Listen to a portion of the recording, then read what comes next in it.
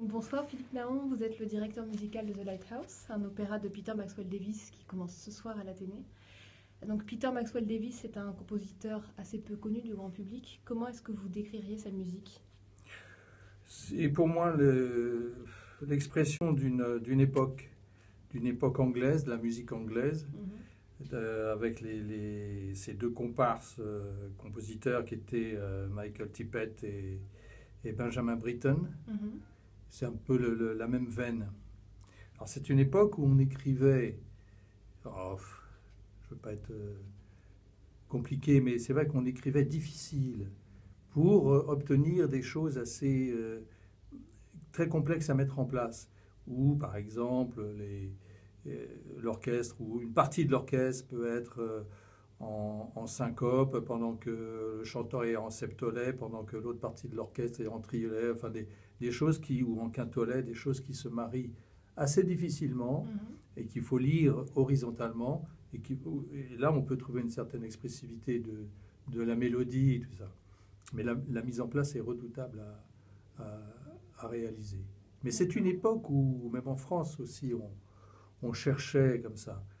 Aujourd'hui, on le ferait peut-être plus d'une façon, enfin moi personnellement, je le ferais d'une façon plus souple au niveau de l'écriture. Ça complique énormément les choses, mais le résultat est là quand même. Mais l'œuvre est ardue. Ouais. Ardue dans le sens où, musicalement, je ne dis pas qu'on est tendu, justement, il faut dépasser ça. C'est la première ce soir. Le soir, les premières, on est toujours un petit peu tendu, mais on essaye quand même d'assouplir au maximum et on va y arriver. Est-ce qu'on peut dire que The Lighthouse est un opéra policier ou un opéra à suspense?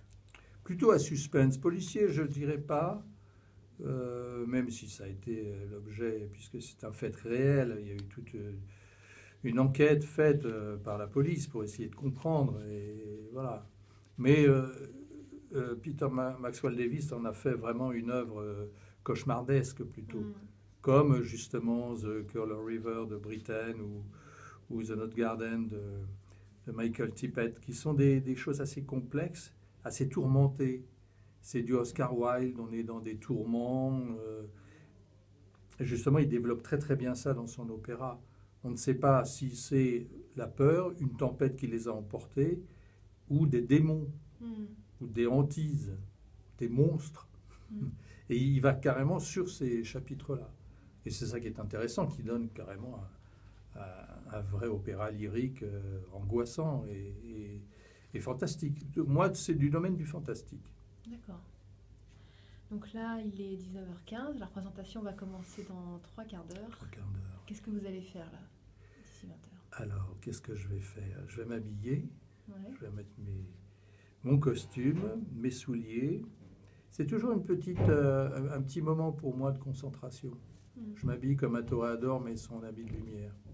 C'est bon, même si j'ai à mon âge pas mal 40 ans de métier, mais ça reste quand même un moment assez intime où je veux être seul dans ma loge. Voilà. Après, je me coiffe.